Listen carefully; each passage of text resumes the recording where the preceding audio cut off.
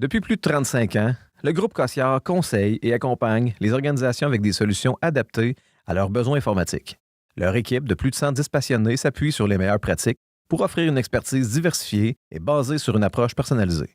Groupe Cossiard, fier partenaire informatique de l'APPQ.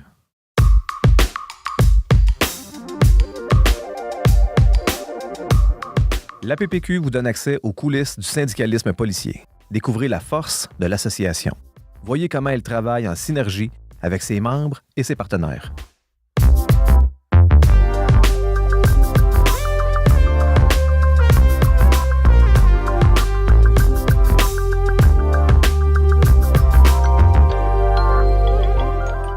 Un autre épisode, Jeff? Ouais, je suis prêt. T'es prêt? On commence ça? Oui. Est-ce que ça vous dit quelque chose, l'Association canadienne des policiers? Salut tout le monde, merci d'être là pour un autre épisode. Aujourd'hui, on s'entretient avec Michael Gendron, qui est un proche de la PPQ depuis plusieurs années. Salut Michael. Bonjour, plaisir d'être avec vous aujourd'hui. Merci vraiment. Bienvenue de venir. Merci d'avoir fait le trajet d'Ottawa pour venir dans notre papeterie, le studio du podcast Tu as vu le décor rustique ouais, et vraiment. homemade, Puis, mais... Je dois me commencer par m'excuser auprès de vos auditeurs parce que ça fait 25 ans maintenant que j'ai déménagé de Montréal à Ottawa, puis je pense que mon accent est pas mal parti en ce moment. Ouais, mais on t'entend bien, ça donne ton charme. Là, ça. Est-ce quelqu'un qui a entendu un accent? Non. Non, t'as pas besoin de t'excuser, Michael, pour vrai. Merci beaucoup d'être là. Sérieusement, c'est très gentil de ta part de te déplacer et de venir jaser avec nous autres. Et merci de m'avoir invité. On est partenaire avec l'Association canadienne des policiers, puis on travaille en étroite collaboration avec vous autres. Puis on voulait que nos membres connaissent c'est quoi l'ACP. On en parle à l'occasion. On se déplace dans des événements qui sont organisés par vous autres. Fait que pour le commun, tous les policiers qui travaillent avec nous autres, là, on veut qu'ils sachent exactement qu'est-ce que ça leur apporte, l'ACP, dans leur réalité. Fait que, avant d'aller plus loin, là, toi, Michael, parle-nous de toi. Ton rôle, c'est quoi? Moi, je suis le directeur des communications et des relations gouvernementales. Alors, moi, je suis engagé pour maintenir des relations non partisanes avec nos élus à Ottawa, nos élus fédéraux, surtout de gérer nos relations avec les médias partout au Canada. Alors, si jamais il y a des enjeux qui se montent au niveau fédéral, c'est nous autres qui va se présenter aux médias. Notre président est M. Tom Stamatakis. Il est l'ancien président du Vancouver Police Union. Oui. Il est un agent à Vancouver qui est avec nous autres au temps plein comme président. Puis c'est vraiment pour nous autres, c'est d'être une association qui donne, une voix ou qui unit les autres associations? Unie aux policiers fédéraux puis aux enjeux nationaux. Ça fait combien de temps que tu travailles pour l'ACP? Ça va faire 15 ans en juin que je suis avec l'ACP. Okay. Puis j'ai venu d'un background, moi je suis pas policier, moi je viens d'un background en politique. Okay. J'ai travaillé en politique pendant 10 ans sur la colline parlementaire au fédéral.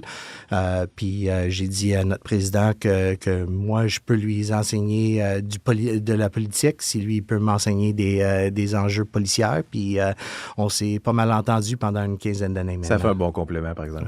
Ouais. En parlant du président Tom Stamatakis, qui aurait pu être ici aujourd'hui, puis on aurait pu faire l'invitation aussi. Il aurait été bienvenu, puis je suis convaincu qu'il aurait accepté, mais il y avait la barrière de la langue, là. Il y avait un petit enjeu là-dessus. Oui, il a travaillé, il travaille là-dessus depuis des années, mais un gars de Vancouver, la compréhension, c'est fort. Son accent est bien plus pire que la mienne. Oui, puis... Honnêtement, Tom, il vient dans nos événements, il participe. Dernier colloque du CRDP, il est présent. Sa compréhension est là. Je peux lui parler en français, puis il comprend. C'est sûr que côté pour s'exprimer, ben là, sur un podcast, ça l'a embêté. Là, fait que, effectivement, et c'est pour ça que nous avons une vice-présidente qui vient du Québec, Yves Francoeur, le président du Fraternité de Montréal et le vice-président de l'ACP. Alors, si jamais il y a quoi que ce soit qui se déplace, qui se passe à Québec ou en français, on a toute une équipe. Si justement, tu faisais mention de M. Francoeur pour la Fraternité des policiers de Montréal, Au niveau du Québec, c'est qui est membre de l'ACP? Notre conseil d'administration, on a 6 membres qui viennent du Québec. Alors, surtout Dominique et Jacques de l'APPQ. On a Yves Francoeur et Laurent Liziot du Fraternité de Montréal et François Lemay et Patrick Lepage du Fraternité de Terrebonne, qui, eux autres, représentent la Fédération des policiers municipaux du Québec. Exact. Fait qu'on est sous le conseil d'administration avec vous, on participe aux décisions, au suivi de votre organisation, l'encadrement, tout ça. On se réunit 4 fois par année pour parler des enjeux au niveau de la police, au niveau fédéral, enjeux politiques, des enjeux concrets, sinon les problématiques que chacune des associations peuvent vivre dans leur milieu, parce que on a des intérêts communs, parfois des intérêts qui sont divergents, mais... Et c'est vraiment ça notre rôle au fédéral, c'est de faciliter l'échange des informations entre les associations partout au Canada parce que, tous les enjeux disciplinaires, de faire le bargaining et tout ça, Dans le fond, c'est d'unir d'une seule voix pour des enjeux qui nous touchent tout le monde à travers le Canada. Oui, puis il y a toujours quelque chose que vous autres, vous êtes en train de se trouver à Québec, que peut-être Toronto a déjà vécu de ça fait quelques mois. Alors, de faire les liens entre les associations comme ça tu sais, je sais qu'on avait une question des normes des véhicules. Oui. Puis, je sais que l'OPPA, the Ontario Provincial Police Association, était en train de faire des mêmes enjeux là-dessus que vous autres. Alors, on a fait des connexions, des liens entre vous autres. Puis... Parce qu'on avait déjà fait un tour de table là-dessus sur un conseil d'administration. J'avais posé la question, on a nos enjeux, nous autres, par rapport aux nos véhicules. Puis tout le monde du Canada qui est sous le conseil d'administration a fait sa petite recherche, puis il nous est revenu avec l'information sur la situation dans leur municipalité ou dans leur province. Alors, avec 60 000 membres assermentés et civils partout au Canada, il y a toujours quelqu'un qui a les informations. Puis c'est de faire les liens entre les élus des associations. Justement, on parle des enjeux. Est-ce que tu pourrais nous dire récemment là, des enjeux qui ont touché vraiment, mettons, les membres de l'Association des policiers provinciaux du Québec, l'APPQ, qui sont récents, là, qui nous toucheraient? Là? Bien, l'année passée, surtout notre préoccupation était les libérations conditionnelles, des réformes là-dessus. Et surtout ça, c'était causé vraiment par... on avait partout au Canada 10 membres des corps policiers qui a été tués en cours de leur fonction, surtout Maureen Brault ici à Québec, mais Greg Perscala de l'OPPA à Ontario. Donc, c'était relié à un enjeu de libération à ce moment-là. Conditionnel. Alors, pour nous autres, c'est vraiment la réforme judiciaire qu'on était impliqué là-dessus. Puis je vais dire que avec nos efforts, surtout Ontario, Québec, de faire une voix unie là-dessus, on a réussi à avoir le gouvernement fédéral de changer des lois là-dessus. Puis c'était vraiment à cause de lobbying des associations policières partout au Canada et surtout l'APPQ, OPPA, Parce qu'il y a eu des communications officielles. Là. Il y avait eu des communications officielles des grandes associations avec l'ACP pour mettre de la pression au niveau fédéral. Parce que si on prend cet exemple-là, comment concrètement pour les gens qui nous écoutent, comment qu'on fait là, pour dire, ça n'a pas d'allure, c'est quelque chose qui est pan-canadien ou qui touche en tout cas plusieurs provinces. Comment qu'on arrive à faire changer les choses? Pour nous autres, c'est vraiment de parler avec votre association, de parler avec votre conseil d'administration ici à l'APPQ. Après ça, eux autres vont venir à notre conseil d'administration à Ottawa. Porter le message. Porter le message, c'est ça que nous entendent de nos membres. Puis après ça, c'est nous autres qui va gérer les prochaines étapes de trouver un consensus, de faire du lobbying auprès du gouvernement avec les membres, les députés du gouvernement d'opposition. Nous autres, on est strictement non partisane, alors on n'est pas impliqué au part d'un gouvernement l'un ou d'autre. Mais c'est vraiment de trouver un consensus là-dessus, puis de trouver des façons de régler les enjeux comme ça.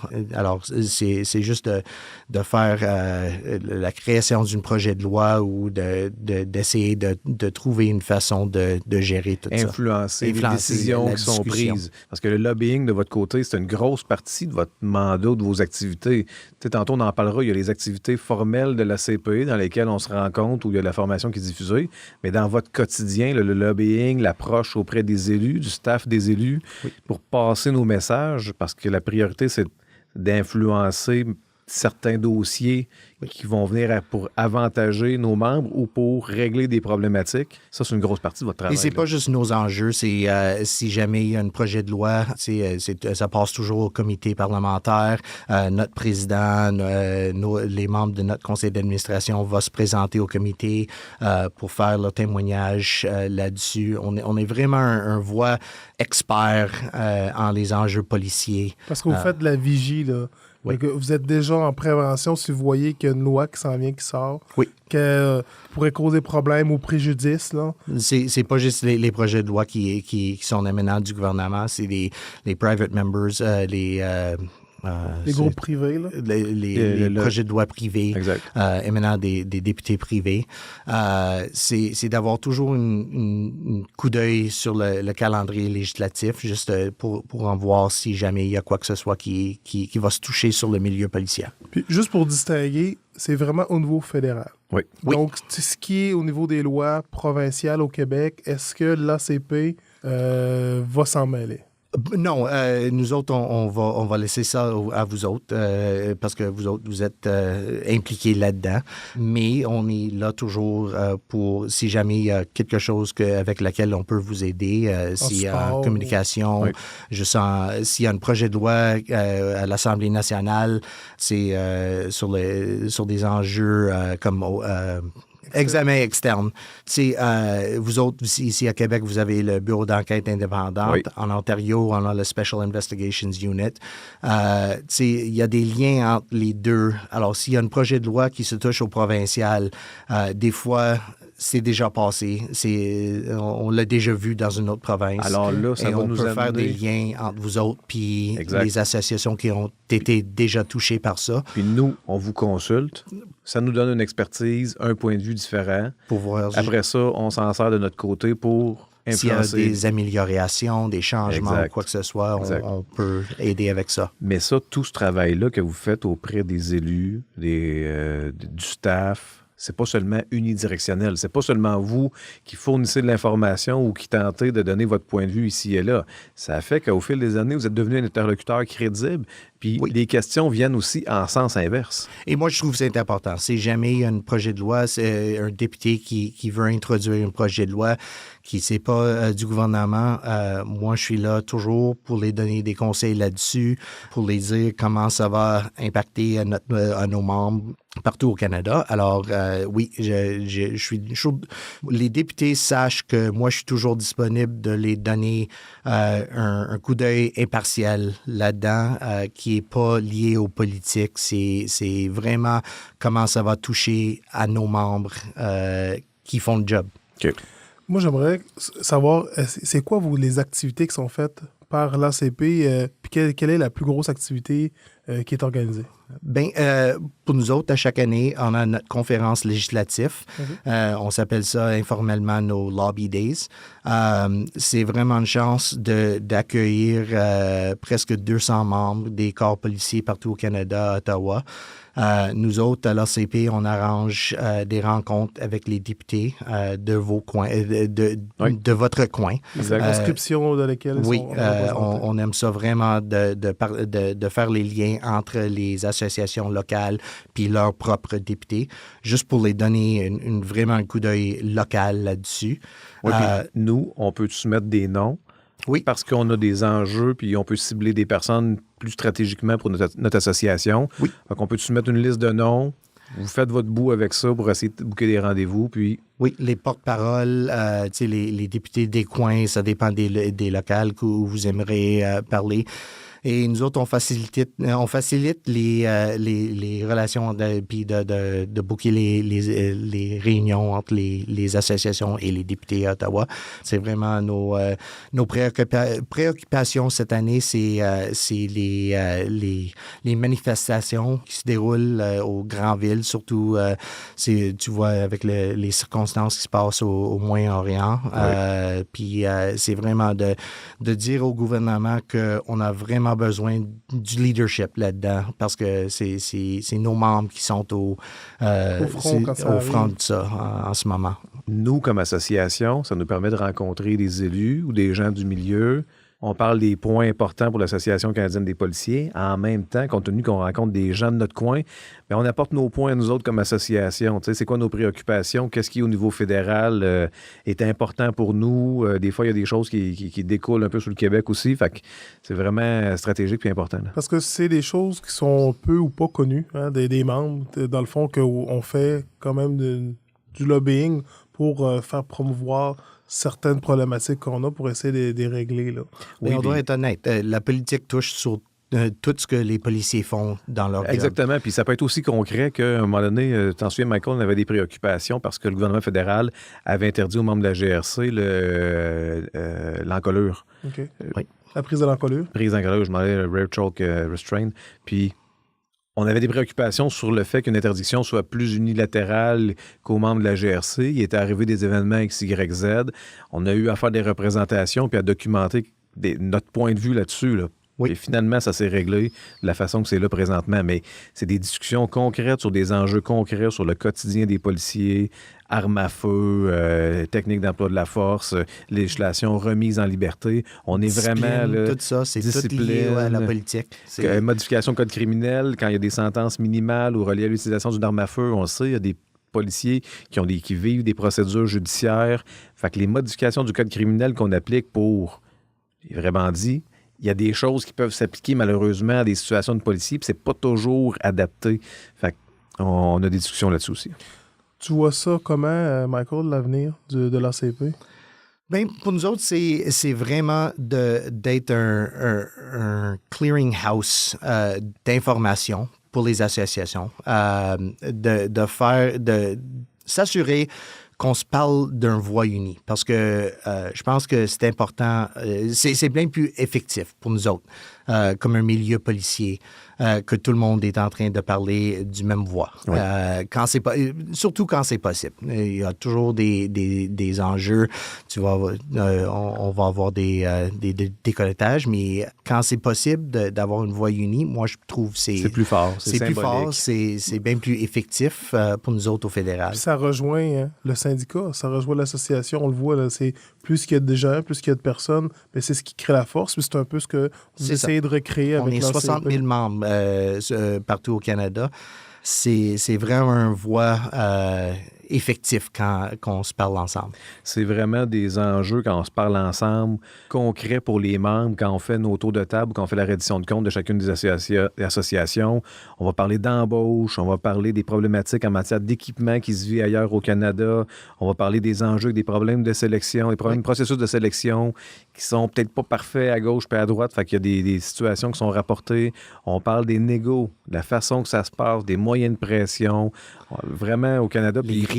Les griefs, on est capable de se comparer. C'est juste de... Vous avez même un volet que vous donnez de la formation syndicale. On fait ça à l'ACP. On a un programme qu'on s'est développé avec l'Université d'Ottawa. C'est un programme de leadership exécutif.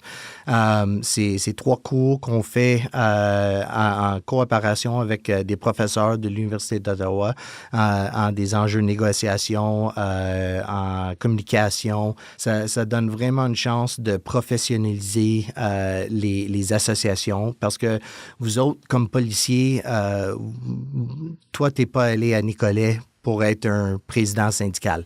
Tu es allé à Nicolet pour être un policier. Exactement. Alors, de faire du training là-dedans, parce que, tu sais, aussitôt que tu es élu à une position de leadership au sein de votre association, vous devenez un directeur d'une compagnie de plusieurs milliers d'employés. Ouais. Alors, nous autres, c'est vraiment, on a trouvé, ça fait quelques années, l'importance d'avoir de la formation, de la professionnalisation là-dedans. Puis, c'est vraiment moi, je trouve, c'est vraiment un des services qu'on se donne qui donne de la valeur. Pour le faire, avec moi, Dominique, puis avec Jean-François Veillette, j'ai été agréablement surpris de comment est monté le programme, puis aussi la plus-value d'échanger, puis de voir qu'à travers le Canada, on a les mêmes enjeux.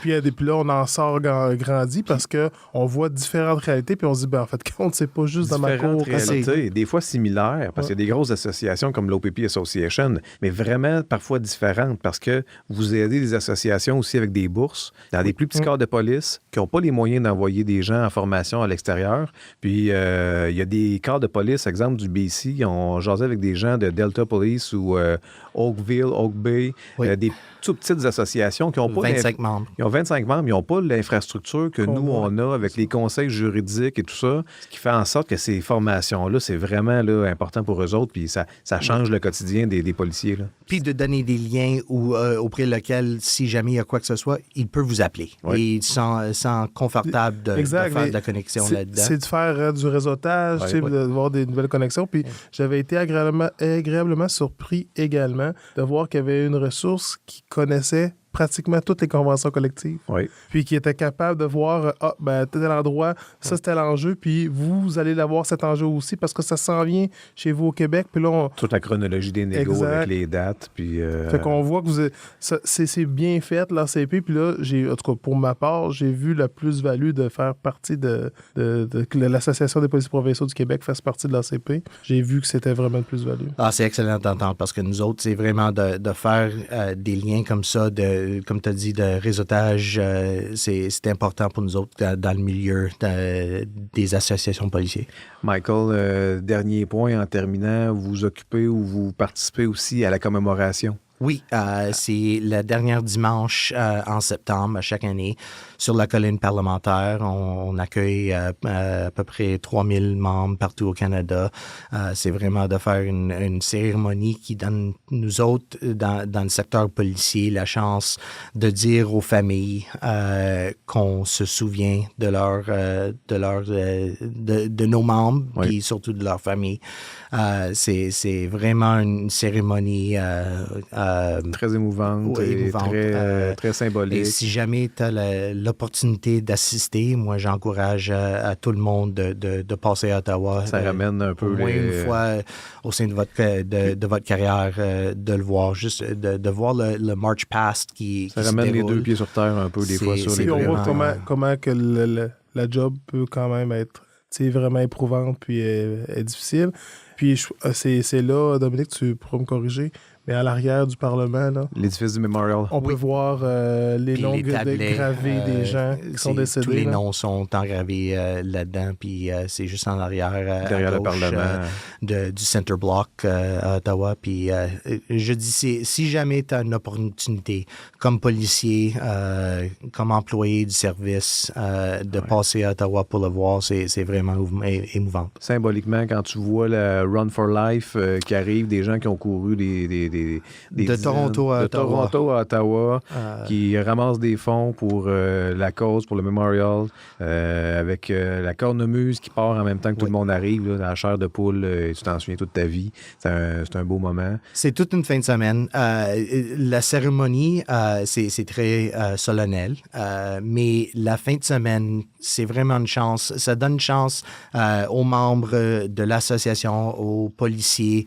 de se réunir avec leurs collègues partout au Canada.